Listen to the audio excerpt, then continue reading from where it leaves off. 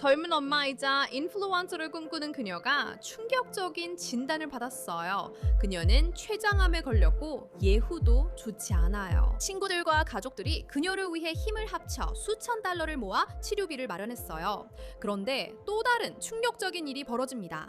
이 모든 것이 사기였어요. 그녀는 암에 걸린 적이 없었어요. 사실 그녀는 가까운 친구들과 그 가족들을 상대로 2만 달러를 사기친 혐의로 유죄를 인정했습니다. Law and Crime의 스캔들입니다. 저는 시에라 줄레스피입니다.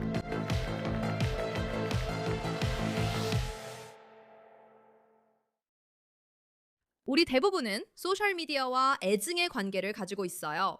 물론 끝없이 부정적인 소식을 스크롤하거나 쓸모없는 정보에 빠져드는 단점도 있죠. 우리 모두 그런 적이 있지만 소셜미디어는 가족이나 친구들과 연락을 유지하거나 오랫동안 보지 못했던 사람들과 다시 연락할 수 있는 좋은 방법이기도 해요. 그리고 그게 바로 시드니 핑크에게 일어난 일이에요. 그녀가 엄마가 된 후 고등학교 동창인 헤일리 나이트와 다시 연락하게 되었어요. 그들은 우정을 다시 이어갔고 모든 것이 잘 지내는 듯 했지만 헤일리가 암 진단을 받았다고 발표하면서 상황이 달라졌어요. 시드니는 헤일리의 GoFundMe에 기부하고 가족들도 기부하게 설득했어요. 하지만 여기에는 큰 문제가 있었어요. 헤일리는 암에 걸린 적이 없었고 전혀 아프지도 않았어요. 네바다주 검찰에 따르면 헤일리는 반지 자신이 암에 걸린 척하면서 아무것도 모르는 피해자들로부터 수천 달러를 훔쳐 자신의 청구서를 내고 씀씀이를 충당하는데 그 돈을 썼다고 해요. 오늘의 스캔들은 네바다주 핸더슨에서 벌어집니다. 이 도시는 라스베이거스에서 남쪽으로 15분 거리입니다. 그리고 그곳은 33세 헤일리 나이트가 사는 곳이에요. 그녀는 아내이자 엄마였고 결국에는 가짜 암 환자였죠. 헤일리 나이트가 그 이야기를 꾸미기 전 그녀의 계획은 다르게 시작됐어요. 에피소드 초반에 헤일리의 어린 시절 친구인 시드니 핑크를 언급했죠. 시드니는 이 사건에서 큰 역할을 해요. 그녀가 경찰 수사와 결국 헤일리의 기소, 그리고 마지막으로 그녀의 유죄 인정까지 이끌어냈기 때문이에요. 헤일리와 시드니는 몇 년 전 네바다 핸더슨의 풋힐스 고등학교에서 친구가 되었어요. 많은 친구들이 고등학교 졸업 후 각자 길을 가듯 이들도 헤어졌어요. 몇 년 전 둘 다 엄마가 된 뒤 소셜미디어로 다시 연락하며 가까워졌죠. 라스베이거스 리뷰 저널에 따르면 시드니는 고등학교 졸업 후 헤일리의 게시물을 몇 번 봤고 헤일리가 인플루언서가 되려는 모습을 봤다고 했어요. 둘이 대화 시작하자 시드니가 이 모든 걸 물었어요. 헤일리는 자신이 실제로 인플루언서이고 Four Seasons 호텔 체인에서 고위직으로 일하고 있다고 시드니에게 말했어요. 검찰에 따르면 이때부터 사기극이 시작됐다고 해요. 헤일리는 시드니에게 여러 Four Seasons 리조트에서 즐거운 여행과 멋진 숙소를 할인받을 수 있게 해주겠다고 말했다고 해요. 그녀는 심지어 시드니에게 Four Seasons 공식 서식이 들어간 디지털 계약서까지 보냈다고 해요. 하지만 시드니나 그녀의 가족에게 여행이 제공된 적은 한 번도 없었어요. 검찰에 따르면 헤일리는 시드니와 그녀의 가족에게 자신이 정말로 폴시즌스 회사의 일원임을 믿게 하려고 여러 가지 노력을 했고 여러 개의 다른 전화번호를 사용해 직원인 척했다고 해요.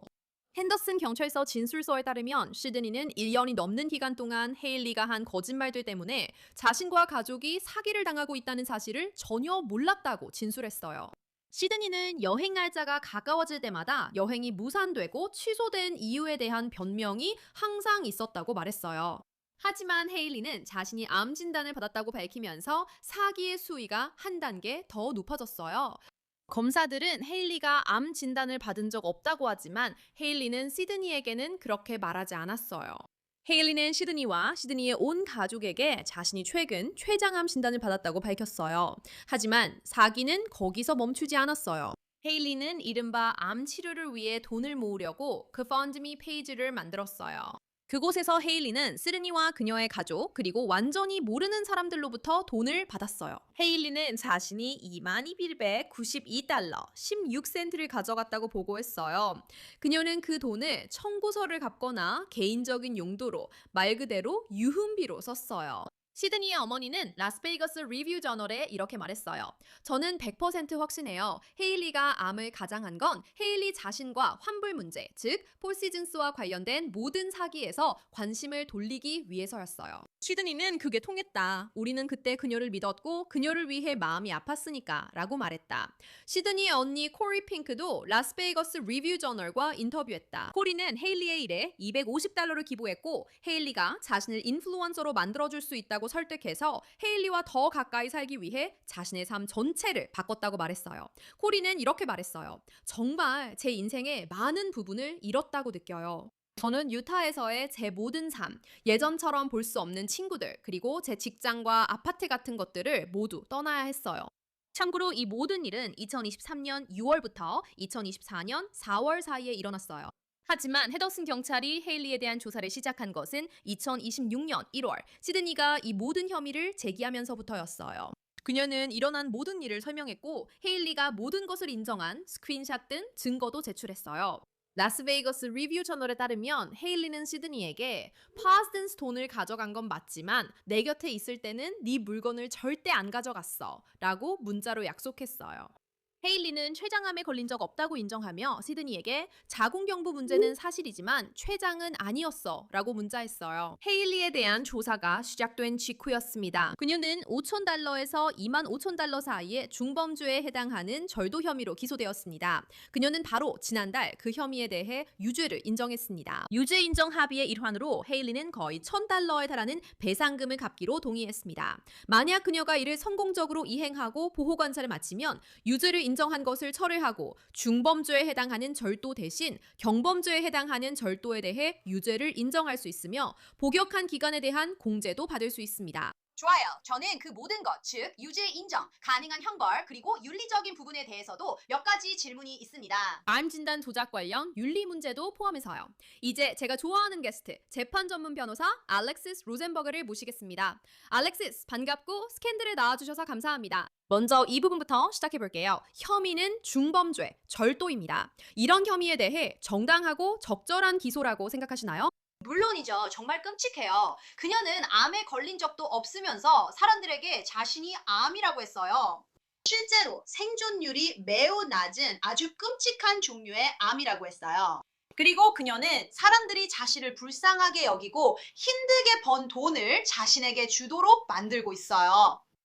세상에, 정말 너무 충격적이에요. 이 일에 관련된 사람이든 시청자든 누구나 암으로 힘든 일을 겪은 사람을 한 명쯤은 알고 있을 거예요. 본인이 생존자일 수도 있고 암은 모두에게 영향을 주기 때문입니다.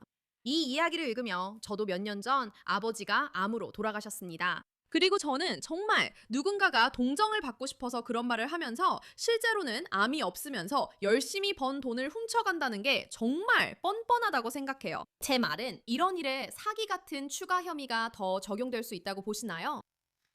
주에서 추가 혐의를 적용하지 않기로 한 것 같아요. 정말 역겹고 끔찍한 일이에요. 말씀하신 것처럼 실제로 이런 일을 겪으며 고통받는 사람들이 있고 암으로 고통받는 당사자뿐만 아니라 그 가족들도 이 일을 함께 겪어야 하잖아요. 그리고 가족이 이런 의료적인 일을 겪게 되면 예를 들어 암 치료를 받게 되면 경제적으로도 정말 큰 부담이 되잖아요. 그래서 제 말은 이런 일이 정말 눈에 띄고 사람들이 이 일에 정말 크게 충격을 받는 것 같아요. 하지만 그보다 더한 건 그녀가 돈 때문이 아니라고 말했어요. 그녀는 관심을 원했다고 했죠. 제 말은 법원이 판결에 어떤 정신건강 평가나 관련 요구사항을 부과했기를 바랐어요. 왜냐하면 이 사람이 정말로 정신건강에 문제가 있는 것처럼 들리거든요. 아마도요. 저도 그게 궁금했던 질문 중 하나였어요. 우리 사회에서 집시와 그녀의 어머니를 이야기할 때 모두가 자주 말하는 게 대리 윈하우젠 증후군이에요.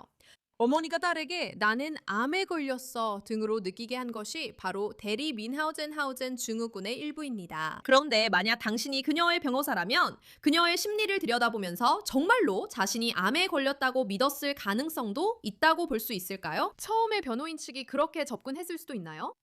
저는 사실이 아니라고 생각하지만 변호인 측은 분명 정신건강 쪽으로 접근했을 거예요. 그들은 아마도 사람들의 감정에 호소하기 위해 그녀가 정말로 돈을 목적으로 이 사람들을 속인 게 아니었다고 주장했을 수도 있어요. 하지만 여기에 해결해야 할 정신건강 문제가 있다고 생각해요.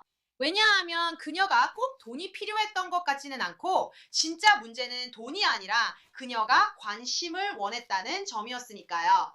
하지만 또 일부 피해자들로부터 그녀가 소시오패스라는 말을 들었어요. 그들이 사용한 단어가 바로 그거였고 그녀가 이런 행동을 계속할 거라고 했죠. 그래서 저는 이번 판결이 조금 걱정돼요. 충분히 엄격하지 않은 것 같거든요. 그녀가 이전에도 이런 일을 했지만 들키지 않았던 건 아닐까요? 그녀에게 이런 형을 선고한다고 해서 이런 일이 재발하지 않게 막을 수 있을까요?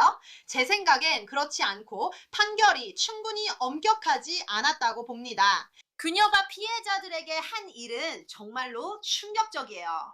네, 그 말씀해 주셔서 정말 다행이에요. 저도 자료를 살펴보면서 제가 읽고 있는 게 맞는지 3번이나 확인해야 했거든요. 그리고 잠깐만, 그녀가 인정한 혐의와 받을 수 있는 형벌이 이게 맞나? 라는 생각이 들었어요. 그녀가 저지른 일과 인정에 비해 이 처벌이 맞는지 모르겠어요. 이제 그녀의 유죄 인정에 대해 얘기해 볼게요. 제가 읽은 모든 자료에 따르면 그녀가 약 2만 달러 정도의 배상금을 모두 갚으면 된다고 해요. 그녀는 중범죄에 대한 유죄 인정에서 철회하고 경범죄에 대해 유죄를 인정할 수 있다고 해요. 즉, 가장 심각한 중범죄에서 경범죄로 낮아진다는 뜻이에요. 이게 무슨 의미인지 설명해 주실 수 있나요? 그런데 그게 처음인 사람에게는 흔하지 않은 일인가요? 제 생각에는 이게 처음인 것 같은데요. 그녀가 그런 종류의 전과가 있다고는 생각하지 않아요. 왜냐하면 누군가 실수를 했거나 인생에서 힘든 시기를 겪었을 때 그 사람의 기록에 중범죄가 남게 하고 싶지 않으니까요. 왜냐하면 그게 직업이나 여러 가지 면에서 인생의 방향을 정말로 바꿔놓을 수 있으니까요. 그래서 많은 경우에 법원은 그 사람이 이번 일을 통해 교훈을 얻고 다시는 이런 일을 하지 않을 거라고 믿으면 그런 기회를 제공하기도 해요. 그리고 나서 제 생각에는 어떤 종류의 보호 관찰이 있을 거예요. 그와 함께 따라오는 요구 사항들도 있어요. 그래서 그 기간 동안에 그녀가 실수를 하게 되면 그 기회는 사라지게 되는 거죠. 하지만 이 경우에는 너무 심각한 상황이기 때문에 만약 제가 판사라면 그런 기회를 주지 않을 거예요. 왜냐하면 그녀는 여러 개의 계정을 만들면서 돌아다녔으니까요. 이게 한 계정이 아니었어요. 한 번만 그런 게 아니었고 친구들을 노렸어요. 그중 한 명은 암 투병 중이었던 가까운 친구였던 걸로 알고 있어요. 그리고 제 생각에는 이건 어떤 이유에서든 사기를 치려는 의도를 가지고 완전히 무시한 행동으로 보여요. 금전적인 이유가 아니라면 자기 기분을 위해서였던 것 같아요. 하지만 이런 이유들은 정당화될 수 없다고 생각해요. 저는 그녀가 더 엄한 처벌을 받아야 한다고 생각해요. 제가 판사였다면 더 무거운 형을 내렸겠지만 저는 아니라서 판사는 마음대로 결정할 수 있죠. 그녀는 유죄를 인정했고 실제로 그렇게 했어요. 선고 공판은 6월에 열릴 예정이며 최대 5년형이 가능합니다. 당신은 그게 엄격하지 않다고 하셨는데 어떻게 생각하세요? 이런 경우에는 어떤 기준이 적절하다고 생각하세요? 네, 좋은 지적이에요. 그녀는 최대 5년형도 가능합니다. 이제 법원은 대부분의 법원에서는 반드시 따라야 하는 것은 아니고 각 관할구마다 조금씩 다르지만 대부분의 경우 권고된 합의안을 반드시 따를 필요는 없어요. 법원은 그 합의안을 벗어나서 그녀에게 최대 5년형을 선고할 수도 있다고 말할 수 있어요. 하지만 일반적으로는 법원은 제출된 권고 합의안을 따르는 경우가 많아요.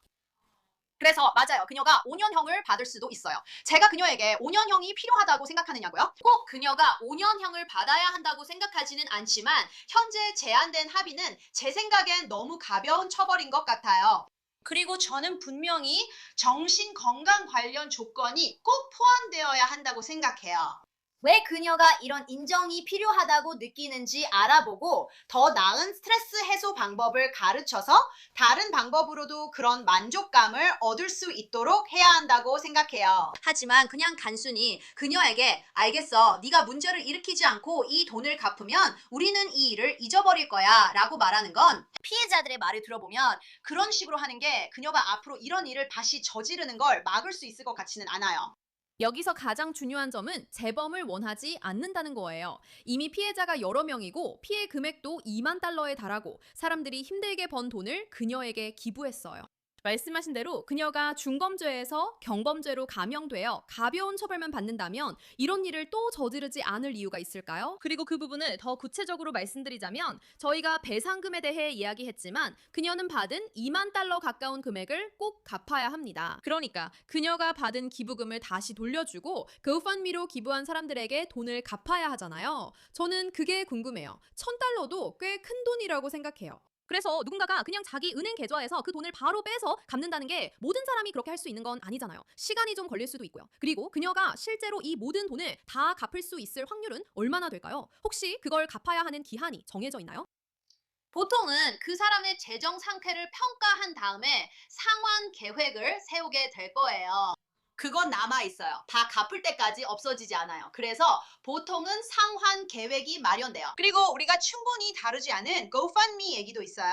기억하시겠지만 GoFundMe가 일정 비율을 가져갑니다. 그리고 이 부분은 그러니까 형사적인 관점이 아니라 민사적인 관점에서 어떤 의무가 있는지에 대한 이야기로 이어지죠. GoFundMe에서는 그리고 그들은 여러 가지 면책 조항을 가지고 있어요. 하지만 이런 사기성 계정들이 올라오지 않도록 하거나 어떤 형태로든 인증 절차를 두는 것이 필요하죠. 왜냐하면 그녀가 여러 개의 계정을 열었으니까요. 이 일과 관련된 계정이 한 대만 있었던 게 아니었어요. 그리고 앞으로 더 많은 사건들이 메타를 상대로 제기되면서 그들의 의무가 무엇인지에 대한 논의가 흥미로워질 것 같아요. 네, 하지만 GoFundMe는 수수료를 이미 챙겼고 그걸 돌려줄 필요는 없다고 생각해요. 네, 그 부분을 지적해 주셔서 흥미롭네요. 그녀가 약 2만 달러, 정확히는 2만 달러가 조금 넘는 금액을 받았는데 에피소드에서 정확한 금액을 언급했어요. 그런데 그녀는 19,000달러 정도만 갚으면 되더라고요. 그건 GoFundMe가 이 일로 수익을 얻기 때문입니다. 그들은 홍보가 아닌 사람들을 돕기 위해 존재한다고 밝혔죠. 하지만 민사적인 측면에서 좋은 지적을 해주셨어요. 왜냐하면 여기 있는 피고인 헤일리 나이트가 그녀는 자신의 친한 친구와 그 친구의 가족, 낯선 사람들까지 표적으로 삼았어요. 하지만 솔직히 말해서 친구와 그 친구의 가족에게 췌장암에 대해 거짓말을 하면서 친구를 표적으로 삼는 게 저한테는 더 나쁘게 느껴져요. 그건 저한테 정말 터무니없게 느껴져요. 그런데 혹시 친구가 민사적으로 그녀를 상대로 소송을 제기할 수 있는 부분이 있다고 생각하세요? 네, 그러니까 친구가 그녀가 한 일에 대해 사기로 소송을 제기할 수 있어요. 그런데 기억해야 할 점은 이중으로 보상받는 이른바 더블 딥은 할 수 없다는 거예요. 그래서 만약 친구가 배상금을 통해 전액 보상을 받았다면 추가로 받을 수 있는 건 차액 뿐이에요. 예를 들어 그녀가 친구에게 돈을 갚지 않거나 민사소송으로 받아내고 배상 명령을 따로 청구할 필요도 없을 수 있어요. 이런 선택지도 있습니다. 친구가 그렇게 할 가능성이 높냐고요? 아마 그렇지 않을 거예요. 특히 배상 명령이 내려진 상황에서는요. 하지만 가능성은 있어요. 하지만 제가 말씀드렸듯이 정말 흥미로운 진짜 질문은 그 GoFundMe에서의 의무가 무엇이냐는 거예요. 다른 분야에서도 단순히 웹사이트를 만들고 면책 조항을 붙이며 플랫폼일 뿐이라고 하는 것이 더는 잘 통하지 않기 때문입니다. 그래서 그들이 이런 일이 발생하지 않도록 막아야 할 의무가 무엇인지가 중요한 거예요. 그리고 이런 일이 처음도 아니에요. 제 쇼 이름이 Scandal After All 이잖아요. 저는 다른 사람들이 가짜 진단을 받는 것도 봤고 임신했다고 속여서 다른 사람을 사기치는 경우도 봤어요. 실제로 임신하지 않았는데도요. 이런 일이 흔하다고는 말하지 않겠지만 예전에도 있었고 지금도 일어나고 있어요. 그래서 메타나 GoFundMe 같은 곳들에 대해 이런 사기와 관련해 앞으로 어떤 일이 벌어질지의 시작인지, 앞으로 사기꾼들이 어떻게 활동할지 궁금합니다. 다시 한번 그녀의 친구와 그 트라우마를 떠올립니다. 만약 제 친구가 나 암에 걸렸어 라고 하면 저는 도울 수 있는 만큼 도울게 라고 할 거예요. 제가 할 수 있다면 경제적으로도 도와줄 거고 친구로서 정신적으로도 곁에 있을 거예요. 병원 진료에도 함께 갈 거예요. 당신이 하소연이 필요하다면 어떤 것이든 저는 여기서 당신 이야기를 들어줄 거예요. 그 친구가 신뢰 문제로 민사로 가길 원하는 건지 아니면 물러서고 싶은 건지 궁금해요. 제가 이야기가 샜네요. 유죄 인정, 그러니까 유죄 인정 합의에 대해 이야기해 볼게요. 그녀가 왜 결국 그걸 받아들였다고 생각하세요? 어느 정도는 당신이 무슨 말을 할지 알 것 같긴 한데 왜 실제로 재판에 가는 것보다 유죄 인정 합의를 선택했다고 생각하세요? 그건 정말 좋은 거래죠, 시에라. 솔직히 당신이 그녀라도 거절할 수 있었을까요? 더 나은 조건은 없을 것 같아요. 그러니까 만약 그녀에게 변호사가 있었다면 그건 정말 훌륭한 변호였던 거죠. 저는 그녀에게 변호사가 있었을 거라고 생각해요. 그러니까 정말 엄청나게 유리한 합의였어요. 그녀는 그보다 더 잘할 수는 없었을 거예요. 증거도 꽤 강력해서 그녀가 혐의대로 했다는 걸 뒷받침해주고 있어요. 그래서 그녀는 변호할 여지가 없었다고 생각해요. 그러니까 누가 그 제안을 거절하겠어요? 그래서 저는 검찰이 그래 우리도 이 유죄 인정 합의를 받아들이겠다 자 시작하자 라고 한 게 좀 놀라웠어요. 법원 문서와 제가 본 모든 것에 따르면 그녀는 친구에게 나 암에 걸린 적 없어 라고 자백하는 문자 메시지가 있습니다. 그리고 그녀는 모든 걸 사실상 인정하는 거예요. 그래서 그런 증거가 있죠. 만약 우리가 그녀의 의료 기록을 확인해 보면 암 진단을 받은 적이 없네. 폴시즌스에서 일한 적도 없네 라는 걸 알 수 있죠. 네, 만약 서류가 있다면 그건 정말 명확한 증거죠. 그녀의 변호나 좋은 합의에 대해서는 저도 당신 의견에 동의해요. 하지만 정의에 대해서는 그게 실현될지는 잘 모르겠어요. 그래서 이게 마지막 질문이 될 것 같아요. 우리가 그녀가 다시 범죄를 저지를지, 앞으로 어떤 일이 있을지, 선고 때문에 어떤 일이 생길지에 대해 이야기했잖아요. 하지만 결국 우리가 여기서 이야기하려는 건 정의에 관한 거죠. 이번 사건에서 정의가 실현됐다고 생각하세요? 저는 사실 이 질문을 항상 싫어해요. 왜냐하면 결국 정의가 실현됐는지에 대한 답은 피해자 개인이 내릴 수밖에 없는 질문이라고 생각하거든요. 정말 중요한 건 그 피해자가 정의가 실현됐다고 느끼는지 여부라고 생각해요. 개인적으로는 꼭 GoFundMe가 아니더라도 어떤 형태로든 그녀가 상담을 받지 않는 한 앞으로도 이런 일을 계속할 가능성이 높다고 생각해요. 하지만 저는 아시다시피 정의가 실현됐는지는 오직 피해자들만이 답할 수 있는 문제이라고 생각해요. 저도 앞으로 신뢰에 문제가 생길 피해자들이 걱정돼요. 저라도 그럴 것 같아요. 저는 그녀가 다시는 범죄를 저지르지 않기를 바라고 있어요. 여기 피고인이 정신건강 치료를 받아서 왜 그런 행동을 했는지 스스로 받아들이길 바랍니다. 그녀는 유죄를 인정했어요. 그러니까 자신이 한 일을 인정한 거죠. 이건 정말 미친 듯한 정말 스캔들이라고 할 수 있는 사건이에요. 그냥 스캔들인 거죠. 알렉시스 노젠버그 씨, 오늘 나와주셔서 이 사건을 설명해 주셔서 감사합니다. 불러주셔서 감사합니다. 항상 그렇듯이 저는 항상 정말 즐거웠어요. 헤일리는 6월 24일에 선고를 받을 예정입니다. 하지만 오늘 에피소드를 마치기 전에 저는 이번 사건에 대해 고펀미에서 발표한 성명을 포함하고 싶어요. 그들은 이 성명을 피플 매거진에 전달했습니다. 성명에는 이렇게 적혀 있습니다. 인용하자면 고펀미는 타인의 관대함을 악용하려는 악의적인 이용자들을 절대 용납하지 않습니다. 해당 주최자 계정은 앞으로 저희 플랫폼에서 모든 모금 활동이 영구 금지되었습니다. 저희는 도움을 주고받을 수 있는 안전하고 신뢰받는 공간을 최우선으로 합니다. 또한 저희는 법 집행기관의 위법행위 수사에 협조하고 있습니다. 그리고 오늘 스캔들 에피소드는 여기서 마무리됩니다. 오늘 보신 내용이 마음에 드시고 더 많은 이야기를 보고 싶거나 저와 소셜미디어에서 소통하고 싶으시다면 인스타그램에서 시에라 길레스피로 저를 찾으실 수 있습니다.